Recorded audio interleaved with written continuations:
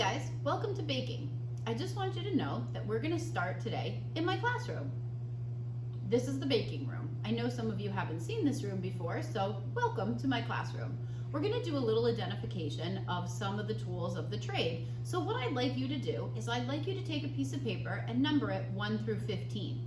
I'm going to hold up the items that I have out here in front of us from my classroom, and then we're going to go back and we're going to discuss what these items are and what you use them for. So come on over and take a look. This is number 1.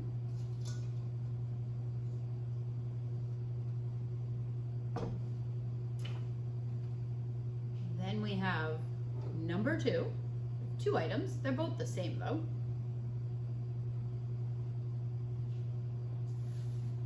Number 3.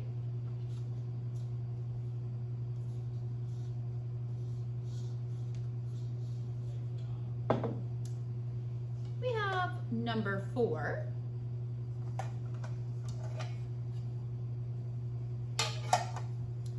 Number 5 is a tricky one.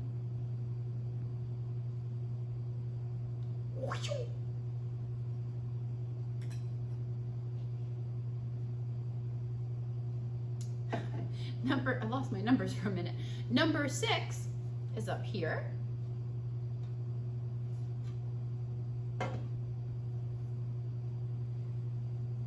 Number 7, I have 2 examples of.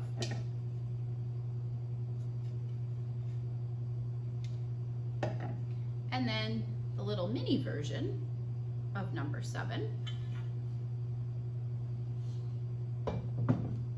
Then we have number 8.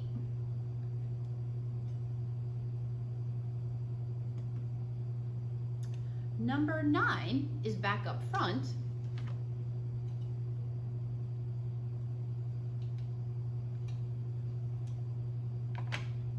Number 10, I've given 2 examples of the same item, and when we go over and review this, we'll talk about how you use each one differently.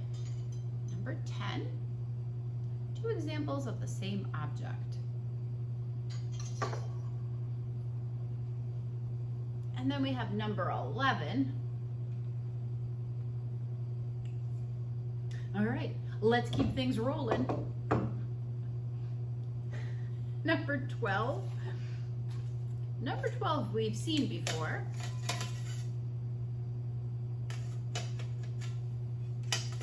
We've struggled with it before. Okay, that's number 12. Number 13.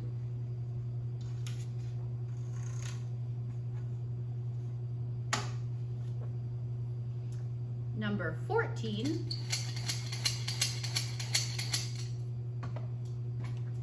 And number 15, the last one that we're going to take a look at today, an oldie but a goodie.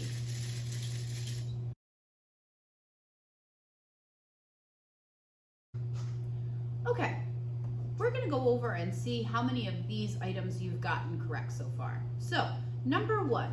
Number 1 is a certain kind of pan. Now, they used to be a lot more popular than they are, but these are popover pans.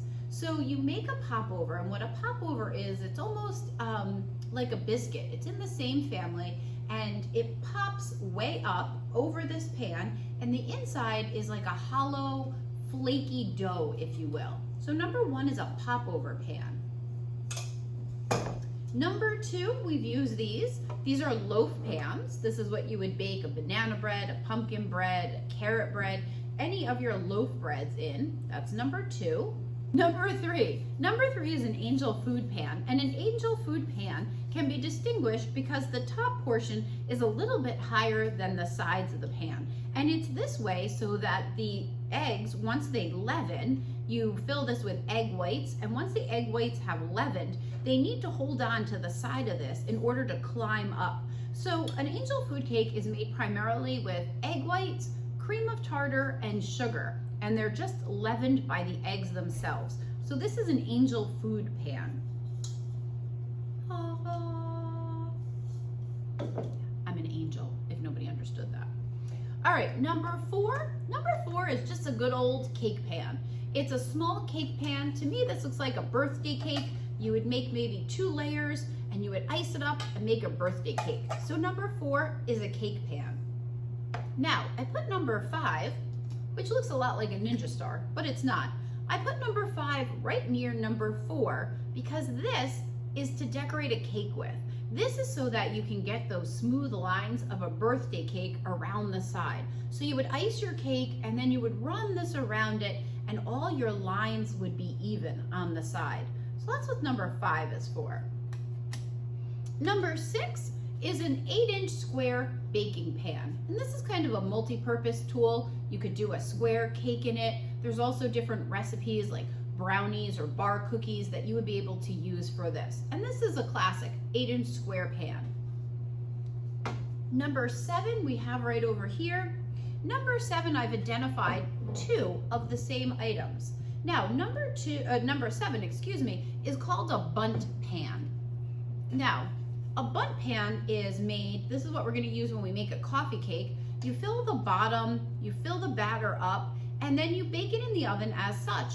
But when you go to serve it, you turn it over, and this beautiful decoration on the bottom is what you see on the top of your bundt cake. Coffee cakes, bundt cakes, beautiful.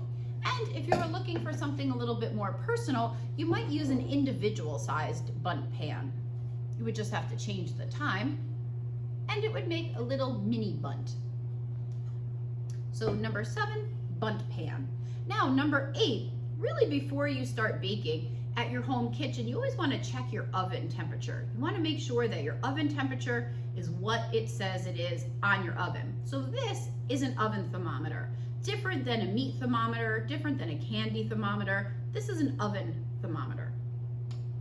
Now, number 9 might have tricked you a little bit. That was my intent. This is what I call a useless kitchen tool. This is a pineapple slicer, and the purpose of this is to cut your pineapple into quarters and core it at the same time. Now, you would put this over the top of your pineapple and push it down. The skins would come off and it would be quartered into 4, obviously, sections of pineapple. I'm not a real big fan of this. I think a knife does just as well. So that's number 9, a pineapple slicer and corer. Now, number 10, I mentioned that there are 2 of the same items. So this is a balloon whisk. This is a whisk that you would use to whisk up some eggs or a little bit of icing, perhaps. This is a balloon whisk. And then this whisk, this is what I would use if I was making gravy and I wanted to get all the drippings off of the bottom of the pan. Notice it has little balls at the bottom. So let's just say, for example, we'll use this. This is my pan. Ooh, okay, we're not gonna use that. You would just whisk it on the bottom of the pan and it would add air and it would also make sure that your flour doesn't lump together. So this is a great tool to have, especially at Thanksgiving time. Now, number 11, this is a rolling pin, and this is a Big Daddy rolling pin. This is a rolling pin that you don't want to mess around with. It's made out of a heavy wood, and this is going to roll out any pie crust or any cookies that you might need. Now, there are chefs who prefer a certain kind of wood, maple, oak, pine.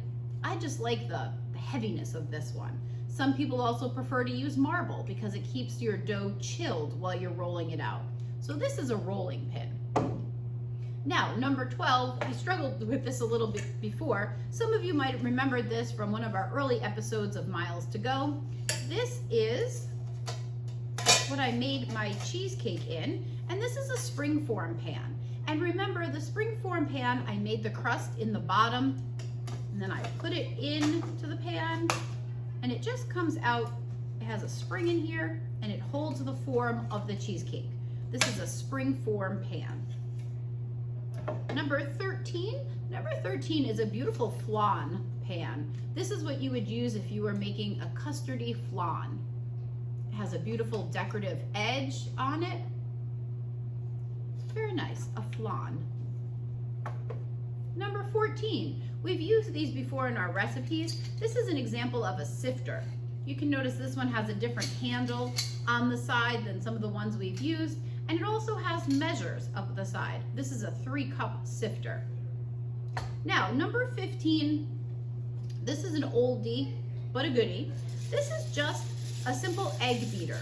I put some of my eggs from Mr. Carruthers Chickens here, This is what you would use if you didn't want to get out a hand mixer or your KitchenAid mixer and you had 6, 7, 8 eggs you wanted to beat up real nice and fast. This works great. It's a classic. I hope you've enjoyed exploring some of the tools that we have in our kitchen here at Red Hook High School. Have a great day, guys.